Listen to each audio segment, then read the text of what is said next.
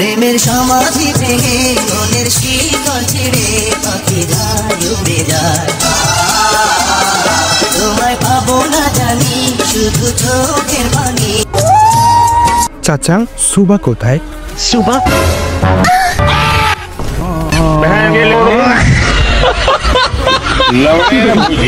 চাচা আপনি এটা কি করলেন? আমি বিশ্বাস করি না।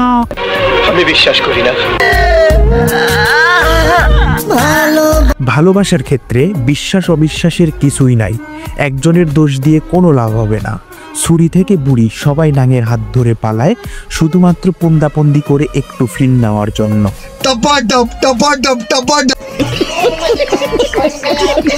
আমি ভালো আছি।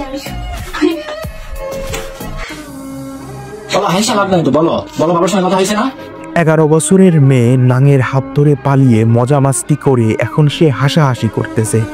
আর এই দিকে 20 বছরের আমি গিটার বাজানো ছাড়া জীবনে কোনো ভালো কাজই করতে পারি নাই। মুমিনের সাথে আর শ্যাম পরশু এমনি বাসা ভালো লাগে না। টিকটকে 2 বছর আগে থেকে। বাসায় ভালো লাগে না তাই ভাতারের হাত ধরে পালাইছে। তাও আমার 2 বছর আগে থেকে পরিচয় টিকটকের মাধ্যমে। মেয়েটার বয়স যখন 9 তখন থেকে টিকটক করে এবং প্রেম করে। মেয়েটার দোষ আমি কখনোই দিব না। তার পরিবার এবং বাংলাদেশ সমাজ ব্যবস্থা এর জন্য দায়ী। কারণ তার বাবা মা তাকে ভুলভাবে জন্ম দিয়েছে। এই জন্য সে 9 বছর বয়স থেকে অন্য ছেলেদের সাথে পন্দাপন্দি করে। এবং বাংলাদেশ সমাজ ব্যবস্থা আমাদের এটা শিখিয়ে দিয়েছে যে তোমরা জন্মের পর থেকেই টিকটক করো অন্য পুরুষের সাথে এবং পাট খেতে গিয়ে পিছন মারা খাও।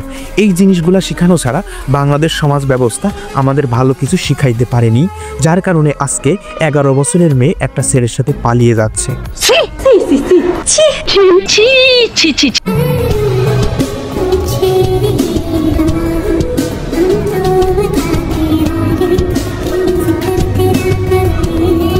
স্কুলে যাওয়ার সময় টিকটক করতে হবে, স্কুলে গিয়ে টিকটক করতে হবে, স্কুল থেকে বাসায় আসার পথে টিকটক করতে হবে।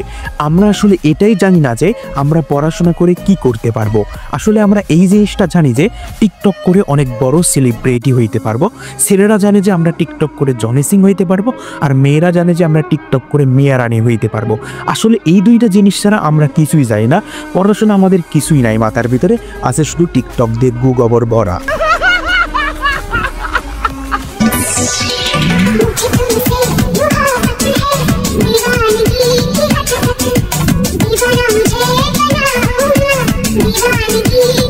পাছা দেখিয়ে ভিডিও বানিয়ে পৌরনীতি ও সুশাসন বই পড়ার চেষ্টা করতেছে।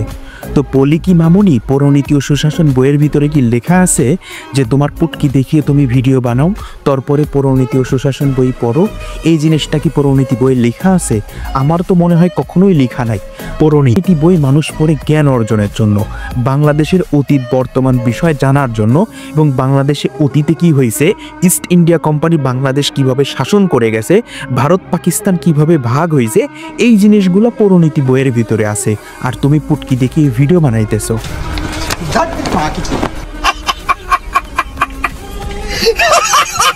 হ্যাঁ এটা ঠিক না। না এই ক্লাব মধ্যে লুডো খেলতেছেন কেন?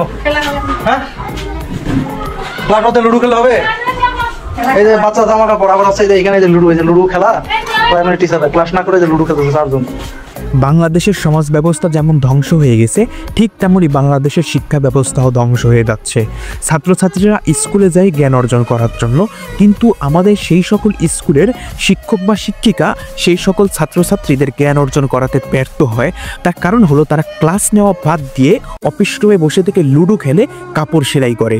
এগুলো করার জন্য তো সরকার থেকে তাদের বেতন দেয় না, নাকি তাদের কালো পাসা দেখে সরকার থেকে ফ্রিতে তাদের বেতন দেয়।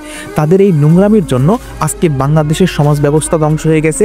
প্রতিটা স্কুলের ছাত্রছাত্রীরা সঠিকভাবে শিক্ষা গ্রহণ না করার কারণে তারা অবৈধভাবে নোংরামি করতেছে।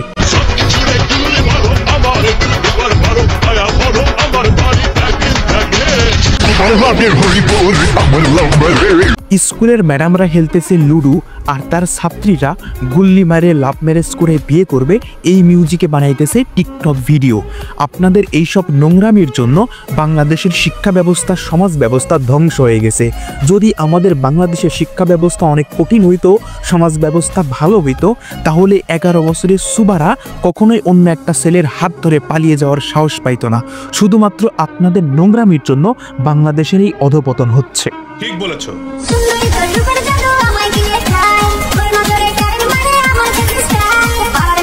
তোমার যে চ্যাটের রূপ, ওই রূপ দেখে কুত্তা গিটার বাজাইতে গেলে বমি করে ফেলবে। মামুনি, তোমরা এসব নোংরামি না করে ঠিকভাবে পড়াশোনা করো, যাতে তোমাদের ভবিষ্যৎ সুন্দর হয়। তো ভিডিওটা এই পর্যন্তই। ভালো লাগলে একটা লাইক করে দিও। সো গুড বাই, টাটা, আসসালামু আলাইকুম।